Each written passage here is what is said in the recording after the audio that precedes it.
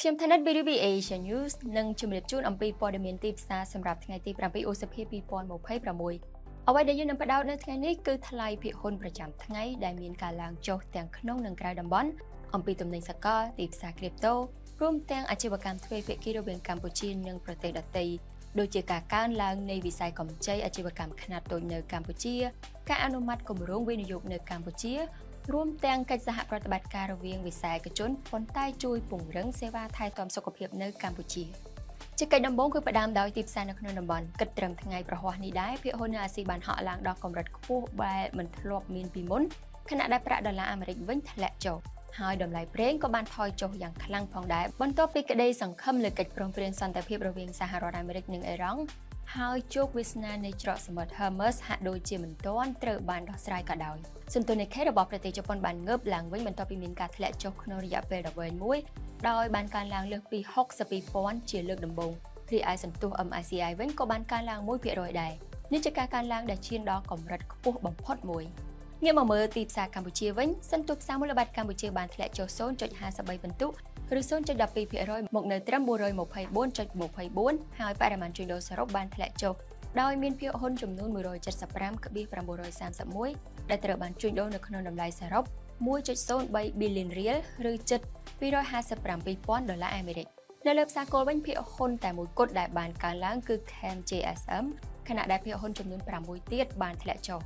ដោយក្នុងនោះ Pestech Cambodia គឺជាភាគហ៊ុនមួយដែលធ្លាក់ច្រើនជាងគេចំពោះផ្សារកំណើនវិញក្រុមហ៊ុន BDB Engineering និងពីកាសូ Sri Garden បានកើនឡើងចំណែក JS Land រក្សាតម្លៃនៅដដែលអត្រាប្តូរប្រាក់វិញប្រាក់រៀលខ្មែរបើធៀបនឹងប្រាក់ដុល្លារគឺធ្លាក់ចុះបន្តិច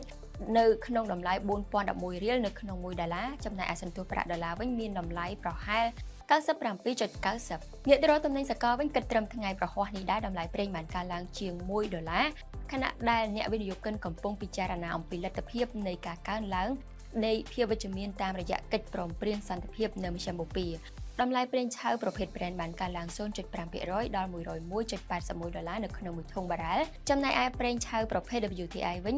គឺបានកើនឡើង 0.5% ដល់$95.53អាមេរិកនៅក្នុងមួយធុងបារ៉ែលគិតត្រឹមថ្ងៃប្រហ័សនេះដដែលតម្លៃមាសបានកើនឡើងក្នុងរយៈពេល3ថ្ងៃជាប់គ្នា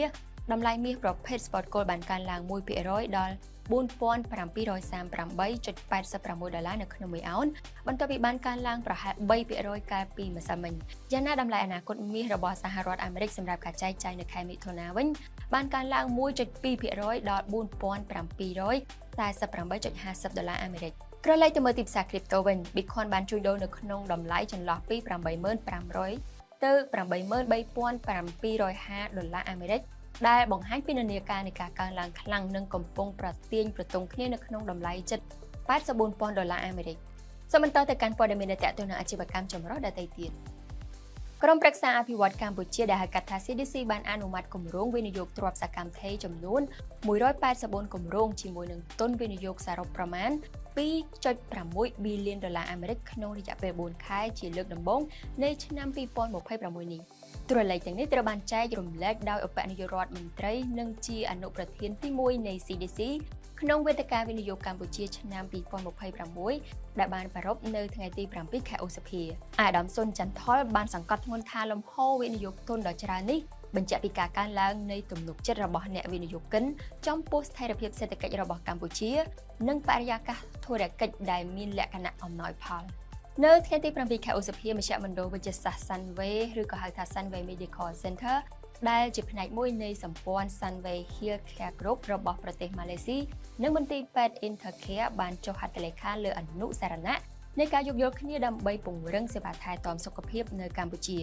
ហើយកិច្ចព្រមព្រៀងនេះត្រូវបានចុះហត្ថលេខាដោយអនុប្រធានក្រុមប្រឹក្សាភិបាលនៃក្រុមហ៊ុន Canada Integrate Group និងជាអគ្គនាយកនៃមន្ទីរពេទ្យ Intercareរួមជាមួយនាយកគ្រប់គ្រងនៃ Sunway Healthcare Group ក្រោមវត្តមានរបស់ឯកអគ្គរដ្ឋទូតម៉ាឡេស៊ីប្រចាំកម្ពុជា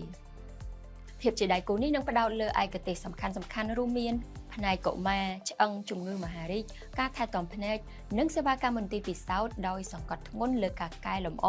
ការបញ្ជូនអ្នកជំងឺរវាងកម្ពុជានិងម៉ាឡេស៊ីវិស័យកម្ចីអាជីវកម្មខ្នាតតូចនៅកម្ពុជាបានកត់ត្រានៅកំណើនកម្រិតមធ្យមនៃសមតុល្យឥណទានក្នុងត្រីមាសទី1នៃឆ្នាំ2026 នេះបើយោងតាមរបាយការណ៍ដែលចេញផ្សាយដោយការិយាល័យឥណទានកម្ពុជា នៅថ្ងៃទី7 ខែឧសភារបាយការណ៍នេះបានបង្ហាញថា